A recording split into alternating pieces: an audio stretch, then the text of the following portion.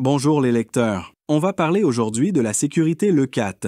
La plage est un endroit agréable et la mer souvent un havre de paix et de détente, mais certains jours, des phénomènes marins, appelés bands, courants d'arrachement en Méditerranée, se forment et peuvent rendre ce lieu paradisiaque beaucoup plus dangereux qu'il n'y paraît.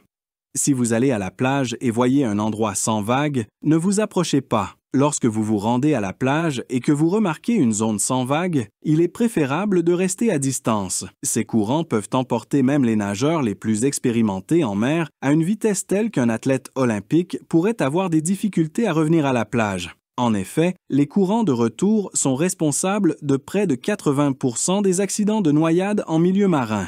Si vous vous retrouvez piégé dans un tel courant, il est essentiel de garder votre calme. Nagez horizontalement, parallèlement à la côte, pour vous échapper de la force du courant, plutôt que de lutter pour rejoindre directement le rivage. Une fois que vous êtes en dehors du courant, vous pouvez alors nager vers la plage à un angle. Pour mieux identifier un courant dangereux, apprenez à reconnaître les signes, comme une eau plus trouble ou des zones où les vagues se brisent différemment. Life Saving Victoria propose des tests et des conseils pour vous aider à repérer ces courants.